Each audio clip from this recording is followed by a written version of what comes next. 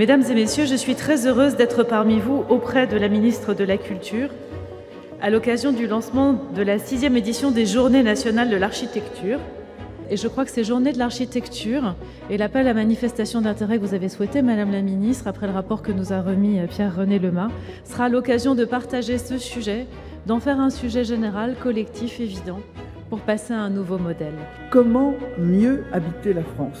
C'est bien là la question. Comment concevoir des espaces de vie plus confortables, plus pratiques, mais également plus beaux?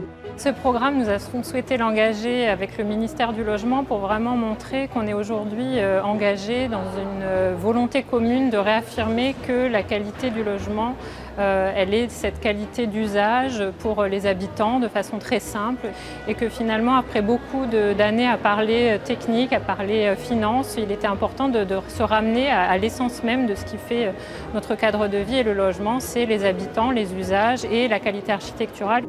Le programme engagé pour la qualité du logement de demain vise très concrètement à porter des réponses entre maîtres d'ouvrage, architectes, mais aussi une collectivité pour essayer d'inventer très concrètement le logement de demain. C'est bien l'alliance entre la qualité architecturale et la transition écologique qui est posée dans le cadre de cet appel à manifestation d'intérêt. Nos pratiques changent, notre manière de vivre change, notre manière de consommer, de nous transporter, de travailler change.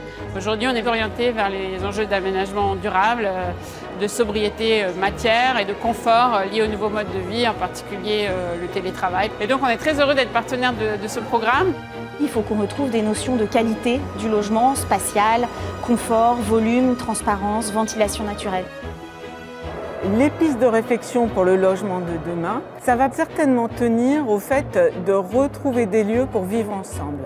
Depuis le hall d'entrée, la cour qu'on peut occuper aussi, dans lequel on peut faire des choses, on peut faire jouer des enfants, l'escalier, l'ascenseur, tout ça c'est très important. Pour construire un bon logement, c'est pas forcément l'architecte de dire comment il doit être, c'est plutôt d'être à l'écoute et de retranscrire tous ses besoins pour que ce soit en accord avec la façon de vivre des gens. Une des innovations de ce programme réside dans sa capacité à interroger l'ensemble de la chaîne de production du logement. On a des architectes, des concepteurs qui savent produire de la qualité. Mais on a mis en place des systèmes, des processus et des réglementations qui sont un carcan. Et on s'est rendu compte que finalement, on avait besoin aujourd'hui de rappeler les grands fondamentaux qui sont qu'un logement, ça doit être un espace de bien-être. Donc cette expérimentation doit pouvoir nous permettre de réfléchir.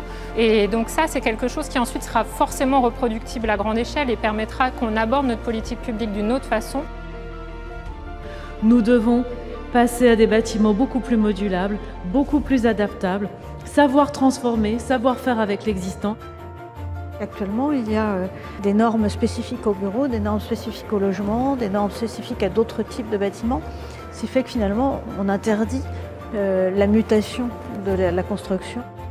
Et quand on construit pour 30, 50, 70 ans. Donc avoir cette réflexion sur la déconstruction au moment même où on construit, je pense que c'est un des enjeux particulièrement importants de ce programme.